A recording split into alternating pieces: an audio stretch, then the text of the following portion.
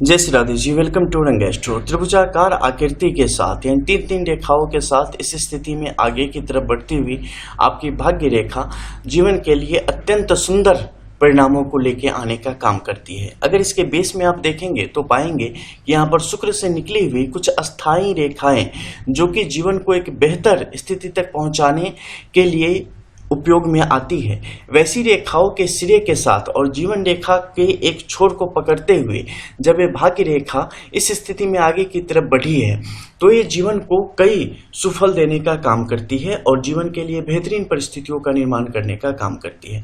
जब भी ऐसी स्थिति बनेगी, जातक का भाग्य उसका यहाँ पर सहयोग करने का काम करेगा। ऐसे जातक अगर पूरी निष्ठा के साथ, पूरी एकाग्रता के साथ किसी प्रकार के काम में सम्मिलित होते हैं, किसी प्रकार का कार्य का जिम्मा उठाते हैं, भार उठाते हैं, तो निश्चित तौर पे वो सफल होते हैं। और खासकर ऐसे लोग अगर किसी को किसी प्रकार की योजना बताएं या उनसे करवाने की कोशिश करें तो इनकी योजना भी बड़ी सफल होती है।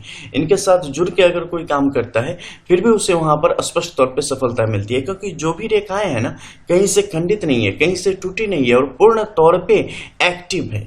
ठीक है, सक्रिय अवस्था में इस हथेली में विद्यमान है। और सबसे बड़ी बात कि यहाँ पर शुक्र से संबंधित जो रेखाओं के सहयोग से बनी है जो ये रेखा है, उस रेखा के सहयोग से आगे की तरफ बढ़ रही है, उसके सहारे से आगे की तरफ बढ़ रही है। और इस रेखा में इतना करंट होता है कि मैं क्या बताऊं। और उस करंट जब इसमें प्रवाहित हो रहा है, जीवन रेखा से निकली हुई ऊर्जा इसमें प्रवाहित हो रही है, तो किस प्रकार से जीवन को ऊर्जावान बनाएगी, ये सोचने वाली बात है।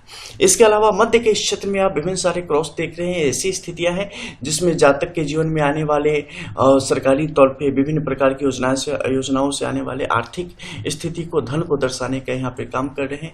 जातक किस प्रकार से चीजों में सहयोग करके अपने धन की स्थिति को बेहतर कर पाने की स्थिति में यहाँ पर आता चला जाएगा जब भी किसी के हथेली में ऐसी प्रकृति बनेगी। लेकिन मध्य के क्षेत्र में इस तरफ आप कोण की स्थिति देखेंगे।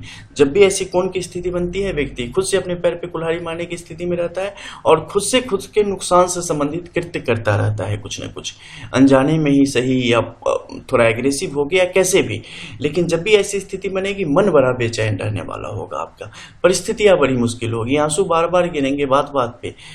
जायज या नाजायज वो नहीं पता कि वो जायज आंसू होंगे या ये, लेकिन गिरेंगे जरूर। मध्य के क्षेत्र में अगर देखेंगे आप ऐसे ही, तो यहाँ पर कई सारी रेखाओं की स्थिति देखेंगे जो कि स्पष्ट तौर पे आगे की तरफ बढ़ रही है। ये विभिन्न प्रकार के मानसिक संतापों को दर्शाने का काम करती है और व्यक्ति की उलझनों को दर्शाने का काम करती है।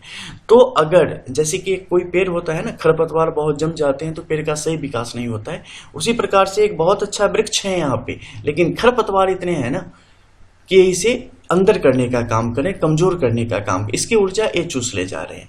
तो आपको यहाँ पर क्या इंपॉर्टेंट है, खरपतवार को हटाओ, पेड़ को बढ़ने का मौका दो। यानी कि आपके मन में जो 100 कहानियां चलती रहती है उसे किनारे करो और जिंदगी को उसके रास्ते पे चलने दो।